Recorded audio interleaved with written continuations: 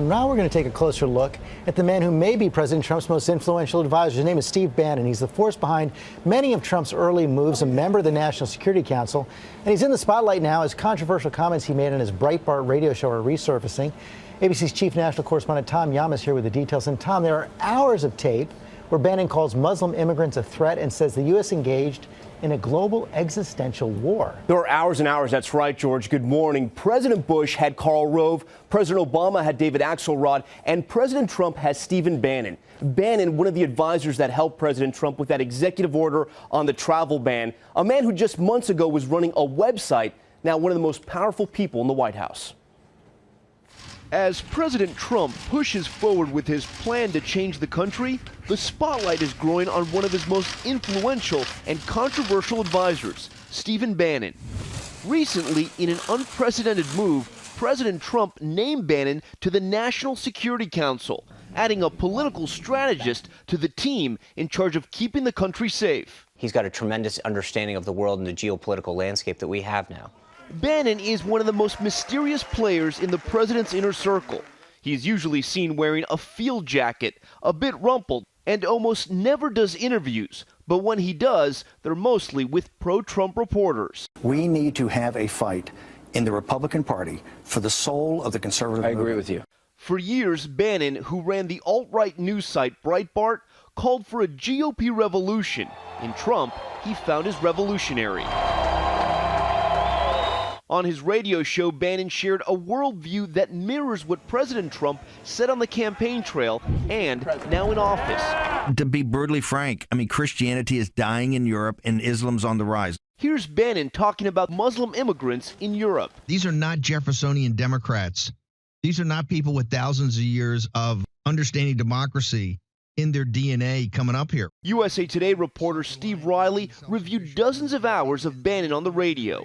It's apparent that he views the world as in some type of civilizational conflict in which the Judeo-Christian West and other forces are competing for resources. Bannon, a former naval officer, made a fortune at Goldman Sachs and as an investor in the Seinfeld franchise.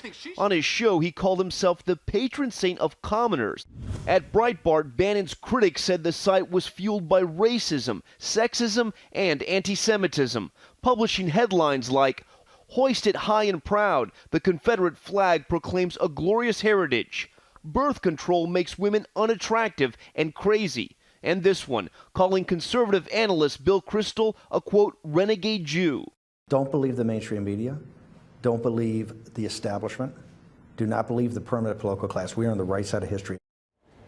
Now, Bannon is also playing the role of bulldog for the president, telling the New York Times the media is the opposition party and should, quote, keep its mouth shut and just listen.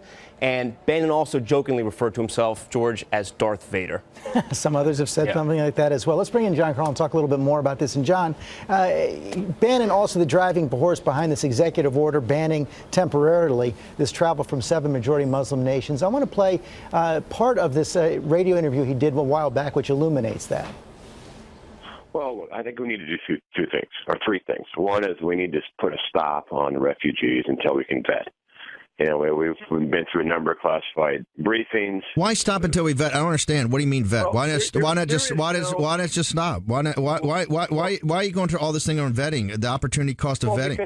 Vetting's important because we don't know. Why? No, you only vet. Commander. You only vet if you're going to let him in. Why even let him in? And John, this executive order has made Bannon much more of a target in Washington. Oh, no question about it. Look, Republicans on Capitol Hill already looked at Stephen Bannon warily because he has been quite frank that he has no loyalty to the Republican Party as we know it. He wants to break the Republican Party as we have known it, create a new party that is more populist, that is more based on American workers. But this has been a very controversial move, not just for the order itself, but for the way it has been rolled out. And Tom, his place inside the Trump world. I want to put up a cartoon right now, which is circulating on the web, thousands and thousands of likes right there. You see Steve Bannon, sort of the puppet master behind President Trump. Very loyal to the president, but that's the kind of thing that's going to get President Trump upset. That's something he won't like, and whether it's Trump Tower or the White House, anyone who works for Donald Trump knows he's the boss and he gets all the credit. I will say this, whether it was a debate against Hillary Clinton or whether it was a major speech, a lot of times the one person who was waiting in the wings for Donald Trump after those big moments was Steve Bannon. He's so loyal. The nationalistic, populistic themes, whether it be about immigration or talking about the forgotten man and women, we hear that from President Trump a lot now. That all comes from Steve Bannon. He's been saying those things for years. We're going to hear a lot more about him. Tom, John, thanks very much.